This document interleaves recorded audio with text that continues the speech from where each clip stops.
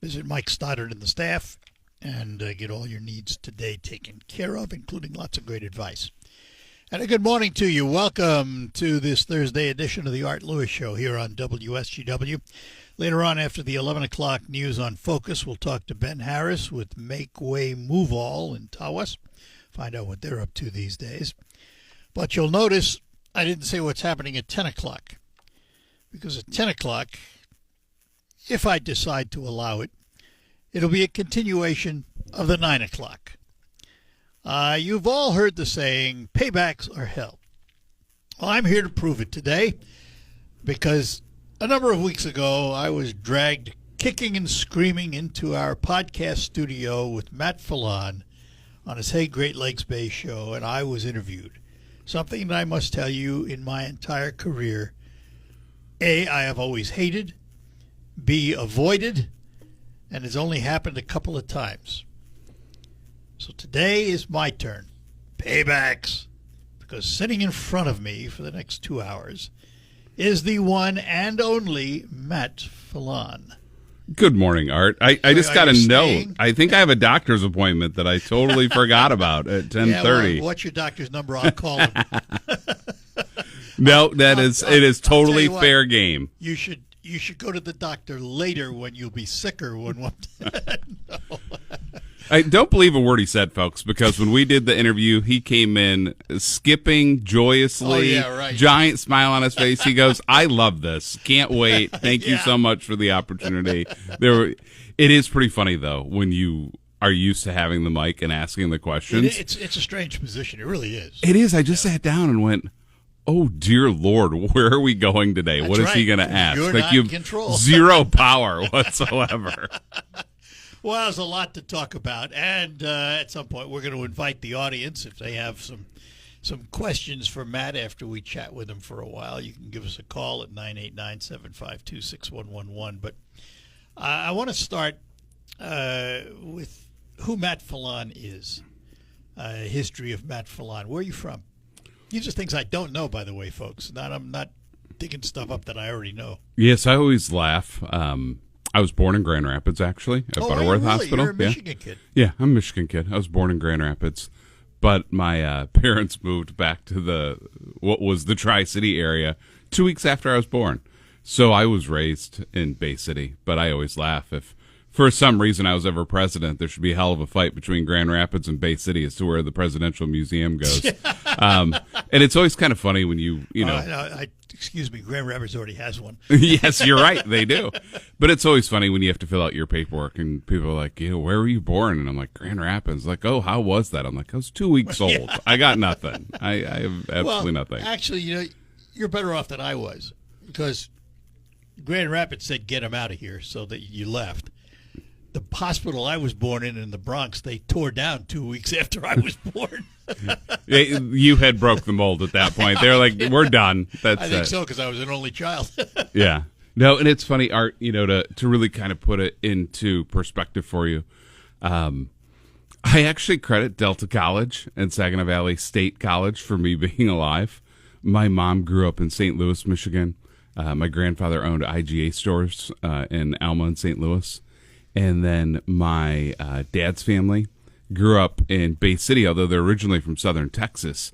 But my dad went to Delta. He was studying broadcasting. He was kind of running around with Eric Gila and that group. He was the voice of Delta Radio for 3 years.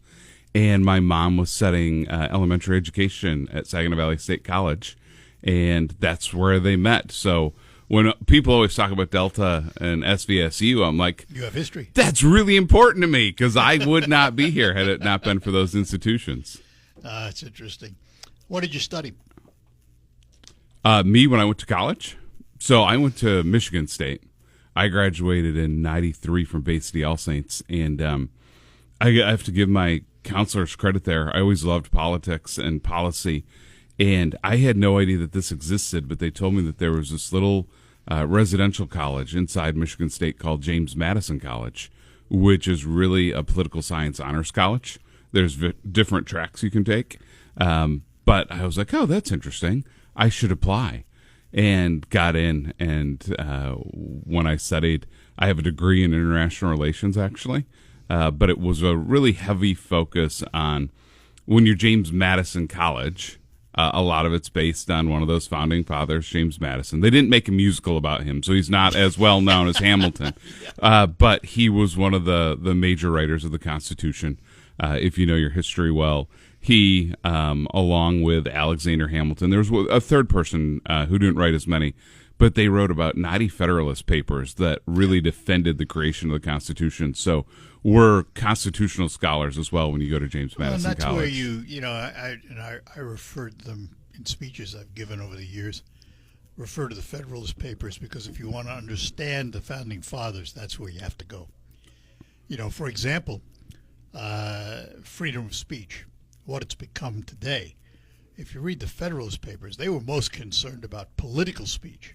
They didn't care about the rest, but political speech was their big concern, that you had the right to say something against your government if you objected. And, you find that out by reading the Federalist Papers, because when you read First Amendment, it doesn't tell you that, Yeah, and what those were, they were propaganda that they were getting printed Sure. in the major newspapers so that people could read.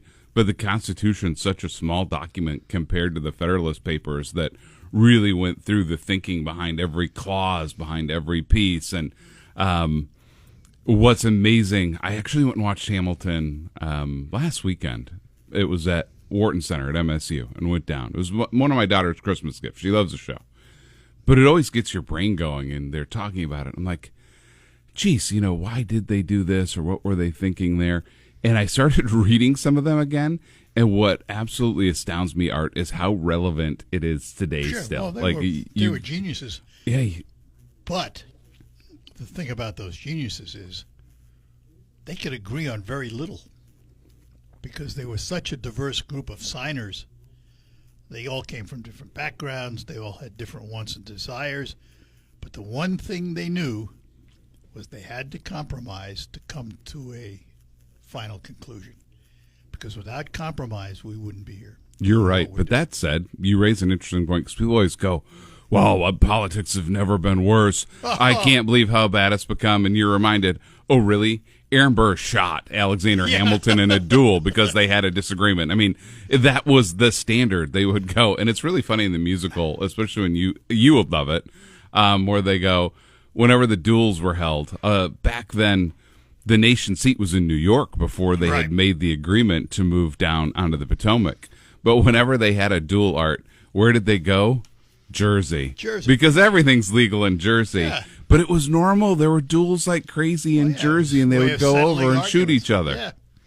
But, and I tell people, you'll appreciate this. When we talk about politics being nastier today and all of that, I remind people the difference is not in how the game is played. It's how we hear about it. In the old days, back in the days of the Founding Fathers, if you accused Jefferson of being an adulterer, which he probably was, maybe somebody heard it. They jotted it down. They reported it. It got printed, put on a horse, and maybe a day later you found out about it one time, and then it was done. Today, if Jefferson were alive and you accused him of being an adulterer, you'd hear about it 100 times a day for weeks and weeks. It wouldn't go away. That's a big difference.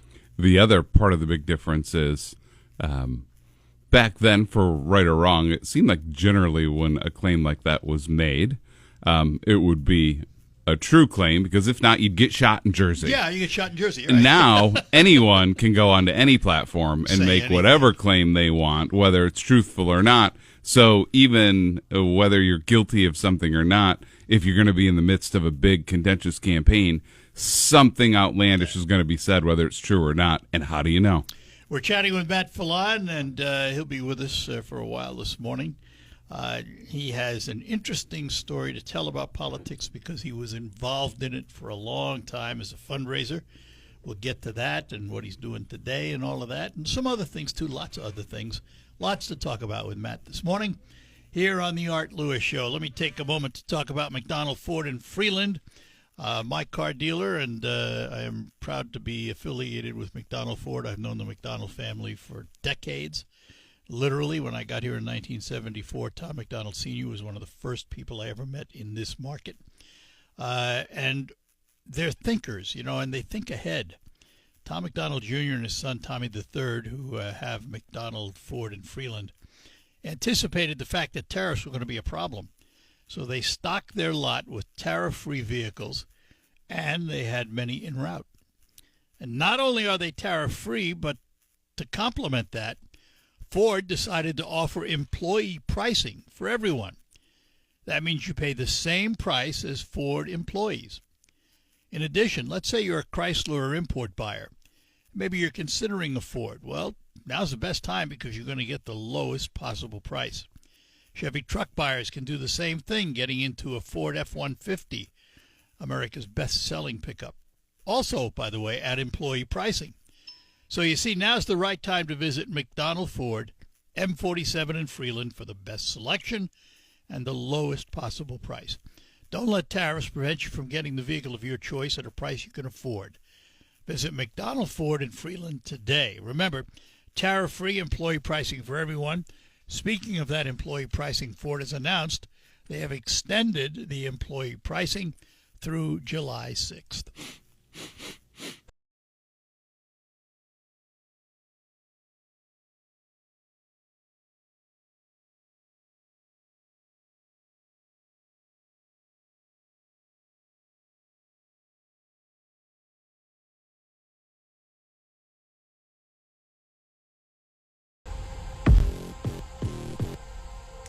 All right, we're back with you in studio. With me is Matt Fallon, and talking about, for the first part of the program, talking about a little bit of history and talk a little bit of politics here, because Matt was involved, heavily involved, not just involved. I mean, he was at the side of politics that's probably most important to most candidates, fundraising.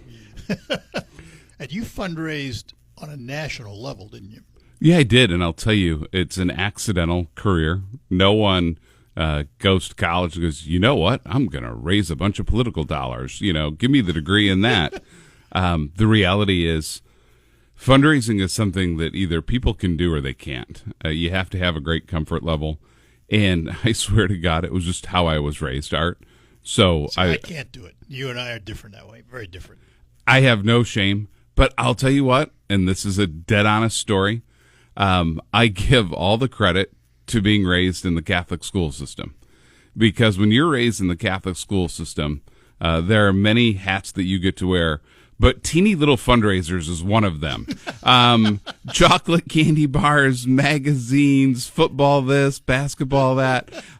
Plus, I was raised in a family where my parents, and especially my grandparents, were very actively involved. My grandmother was one of the original founding board members of what's known today as Health Delivery, or what was known then as Health Delivery. Today it's Great Lakes Bay Health Centers. That was Gomez, so Gomez. We've just always fundraised for what we thought were great causes. So the very first campaign I went to was a woman named Diane Byram, who a lot of folks may know. She was an MSU Board of Trustees member for about 16 years. She was in the state legislature out of Lansing and ran for Congress in 2000. And I was finishing up at MSU. And the entire time I worked, I had little jobs in politics. An intern for the Speaker of the House, and I was a page on the House floor for my state rep at the time was Howie Wetters from Bay City, and had just gotten my hands on whatever. And when I worked for the Speaker, they were like, man, you seem like a campaigner, and you just seem like someone who wants immediate gratification and not knowing that, building an interchange takes a decade. You don't seem to be that pace. And so they put me on this campaign, and my role was a field worker, which meant you worked on parades and going door to door and organizing volunteers. But they hired a fundraiser, and the fundraiser quit. And they're like, oh, someone needs to see this, Matt. Will you help out? And so I did for a couple weeks. And like, okay, we'll hire a new fundraiser. They're going to come from Massachusetts. This person's great. And they came here, and a month later, just it didn't work, and they left. And this happened 3 times. And Diane said, the only time we fundraise well, Matt, is when you're doing it. Do you want to give this a role? It just honestly, and I laugh, when she hired me back then, I think she paid me minimum wage. So that first campaign was an accidental foray into fundraising, and I can't really explain it other than it came naturally. I put together a great team. We raised a record at the time for money in a congressional race, and it's just like that. It's that classic, you throw some people in the pool and they can swim and others can't. I could just swim when it came to fundraising. So how did you get from there to fundraising for Clinton? So there was a couple hops in there. We had done so well on that race for Byram. I honestly thought it was a blip on the radar. I didn't think that it would ever be a career or anything more than that. So I actually went back to work in the legislature for Joseph Rivet, who was a state representative at the time, doing, policy work. But the phone started ringing out of D.C., and I ended up working on a couple fascinating campaigns. Art, I worked for a woman named Jean Carnahan, who was a U.S. Senator from Missouri. Her husband, Mel Carnahan, and Mel's son and a staffer died in a plane crash in Missouri about 3 weeks before the 2000 election. And he still won. He had beat John Ashcroft, even though he had passed away. And the lieutenant governor became governor, appointed Jean Carnahan to the seat. And I got to tell you, Art, I mean, that could be an entire show in itself. I worked for Senator Carnahan in 01-02. She was only there for 2 years. Lost a very close election in 2002. But the reason that this one was so fascinating, she actually was originally from D.C. and grew up in D.C. And she had been in Missouri as the first lady with Mel and their kids. But they really wanted her to win, so they put her on two big-time committees, which were Armed Services and Commerce. Commerce handled anything aviation-related, etc. Right. But I was with her in 01-02, and I lived and worked in the D.C. area. So you're talking 9/11 time. So I was 3 blocks from the U.S. Capitol on 9/11. I lived up in Maryland, in Rockville, Maryland. I had to, evacuate the city and could see the smoke from the Pentagon firsthand. I saw the vehicles going by me in every which way you could imagine. But when you work for a U.S. Senator who then is on Armed Services and Commerce, yeah. The things that she dealt with and the things that I learned and the things that we were a part of over that 2-year time frame was probably one of the greatest learning experiences I had. And then I got picked up by Joseph Lieberman from Connecticut. He was running for president. Independent. Back then he was a Democrat. He was running for president in 04. And I did all of his fundraising through the Mid-Atlantic states. So think Pennsylvania, Maryland, D.C., sure. Virginia, Delaware, kind of that whole area. And up to that point, I'll tell you, it's really funny. I had not been on a winning campaign. I was on these campaigns, and they were really contentious. A lot of money, and then we were losing. And one day someone said the lieutenant governor of Virginia is running for governor, and he's really looking for a good fundraiser, someone that he can get along with well. It's a guy named Tim Kaine. And the lieutenant governor and I sat down. I can't really explain it. He and I got along like peanut butter and jelly. And so I worked for him for, it ended up being about 6 to 7 years total. But those first 2 years, we elected him governor of Virginia. And what was fascinating, to get to the answer, in Virginia, you can be governor as many terms as you would like, but none consecutively. So the moment you're elected, you have 4 years, but you're not up for re-election because you can't run. You can run again 4 years later than that, and it's rarely done. And if it is done, it's actually rarely successful. So when we had won his campaign, he said, listen, I want you to run my political shop while I'm governor, but since I'm not running for re-election, feel free to pick up a secondary client, which I did, which ended up becoming Senator Clinton. How long do you represent her fundraising? 06, 07, 08. So I got in a winning mode for a hot second there because in 06 we won her Senate reelect. What was funny, there was a gentleman there named Terry McAuliffe, who's larger than life, great Democratic fundraiser at the time, very close to Bill Clinton, ended up becoming governor of Virginia.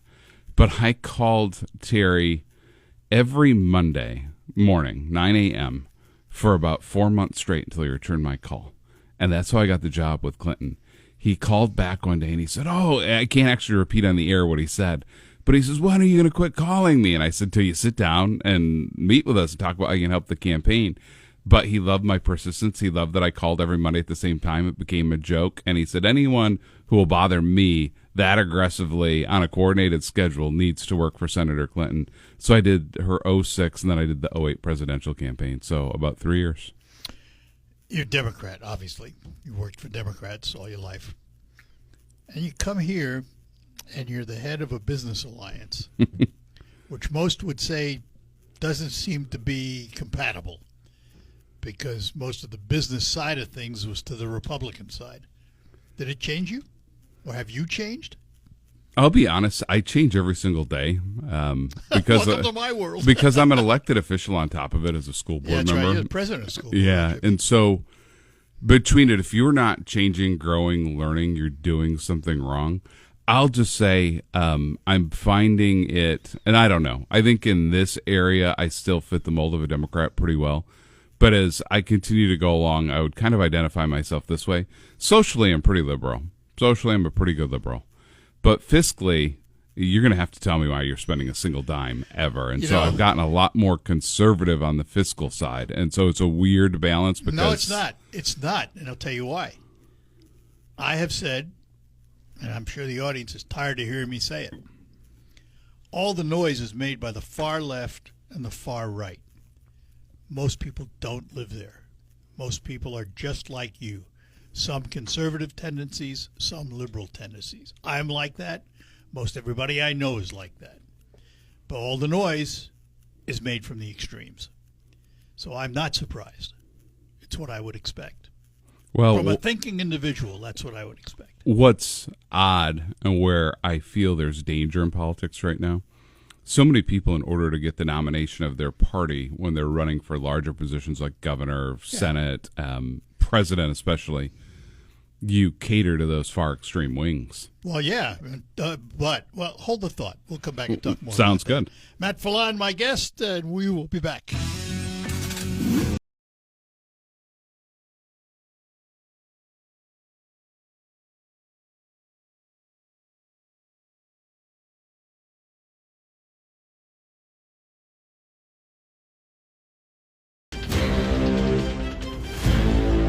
And we're back with you here on the Art Lewis Show. In studio with me is Matt Fallon.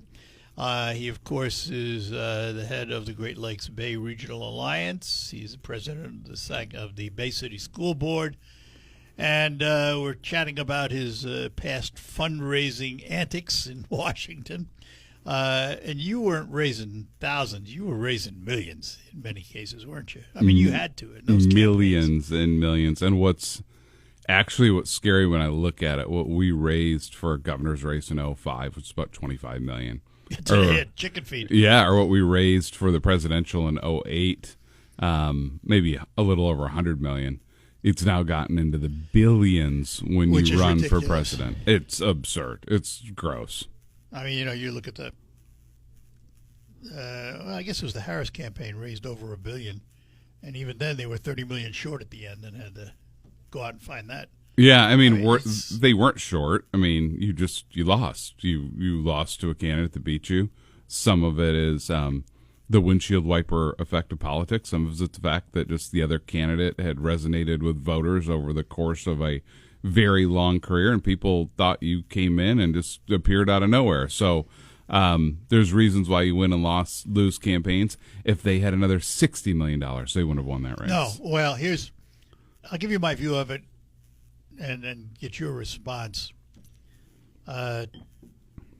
The biggest mistake they made, I think, is going after Trump personally, and that's all they did. If you're going to call him a Nazi, you're going to call him a fascist, you're going to call him this, you're going to call him that, whether you believe it's true or not. At no point did she really talk about the issues that were concerning Americans. The pocketbook, inflation, the border. Never talked about them. You can't do that. So You don't get elected if you don't do it. you're 100% correct, because people were like, all you're doing is complaining about the other guy. And and for a long time they still were. But that's Trump's political brilliance. He gets you to fall for the bait. Maybe. He calls you lying, Hillary, Well, yeah, crooked, whatever. yeah, of course. He sets the bait, and the question is, do you take it or do you not take And it? they took it. And they took it.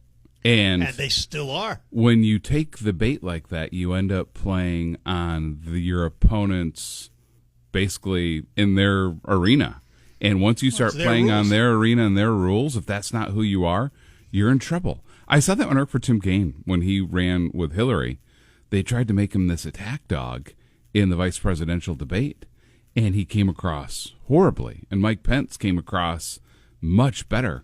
And it was a really horrible strategic blunder by the Clinton-Kaine campaign to use him in that manner. He's like the every dad. He's like the Midwest dad jokes kind of guy. Yeah. Use him that way. Use him as who he was. Don't make him to be someone he's not. Same thing with Waltz and Vance. I mean, Vance, a lot of people don't like him, but he came across as intelligent, well-spoken, talked about the issues. And Waltz was like an attack dog. And it just didn't play well. I mean, this is my analysis. I sit here. It's easy to talk about it, but what do I know? Only what I see. I think you know a little, Art. You've seen this for a while. Yeah, all my life. I will tell you though, there are people that really love Barack Obama, people that don't. But part of the reason why I think he's successful is he ran the campaigns the way he wanted to in his arena. So he controlled the dialogue. He never took bait like that. He always kind of rose above those things. And he came across in a very kind of regal manner. And so because of that, he never got drawn into these type of campaigns. Here's what I said about him.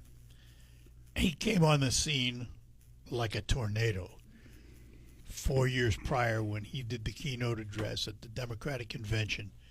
That set him for what was ahead because he came across so well-spoken, likable, all of those things. And then he got elected 4 years later. And it's one of those things where, I liked Trump's policies for the country. I do not like Donald Trump. Never have. I'm a New Yorker, knew a lot about him, have no use for him as an individual. But from a policy standpoint, I like some of the things he wants to do. I liked Barack Obama. I didn't like his policies. But I like Obama as a person. As an individual. I got to tell you, I love this forum to be able to tell you a story real quick that I haven't had a chance to tell a whole ton of people, but when he was first elected president, his very first term, he needed a new chair of the Democratic National Committee, and Tim Kaine was done being governor with this one term, and he was really going to go out of politics, and Barack had asked him to be the chair of the Democratic National Committee. So I was with the governor and one other person in a small room under the DNC. And it was at a time when Barack was not president, but he was president-elect. And so it's that weird transition time. We were meeting there, but he already had full detail, right? He was president-elect, right? So we went there, and Tim Kaine asked him a fascinating question. He said, are you ready for this? And what do you really think about becoming president? And, what it's going to mean to your life? And it was such a surreal moment because there's literally only four of us in the room, Art. And Barack looked at Tim and he says, the part that I'm worried about is, he goes, I don't know if I'm ever going to be able to just go into a Barnes & Noble ever again and just peruse for a book and have a cup of coffee and just be left alone. And he said, I'm scared that the life that I knew where before all this and I got big into politics, I could go anywhere, no one cared. He said, I'm really worried that that's all over and that I'll never get to experience that again. And it was kind of a really eye-opening moment when you realize, wow, whether you like him or not, the life change that he was about to endure. I'll tell you what else I did like about them. The ways they raised their daughters. Tried to give them a normal life in an abnormal situation. And they did a great job. I have a lot of friends, when you live and work in D.C., you have a lot of friends that they're just doing the same thing. And their kids just went to school with them. And the kids would come over and hang out and play just like any other family. Yeah. All right, we'll take a break, come back. We're talking to Matt Filon. He's going to be with us through 11. If you have any questions or comments, 989-752-6111. Looking for top quality.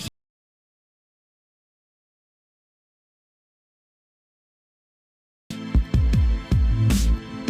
right, we're back with you, talking with Matt Filon, who you hear regularly filling in for me. And, of course, he has his Hey Great Lakes Bay podcast, which you hear on Saturdays and Sundays on WSGW. We had a question, and just for those of you that may be turning in late, Matt, for a lot of years, was a fundraiser for the Democratic Party on the East Coast. And question was, and I don't know quite what they're after here, but is the cash or the lessons for the young people more valuable in your fundraising? I mean, that's the easiest question you could ask. I mean, it's the lessons for the young people. The cash is a necessary evil, and I literally say it that way because once your name goes on a ballot and people are voting for or against you, if you don't have a mechanism to get your message out, you're in deep trouble. So the cash is a necessary evil. at the end of the day, the lessons for the young people are important, and I actually speak quite a bit to. Well, and I understand, folks. This is coming from a guy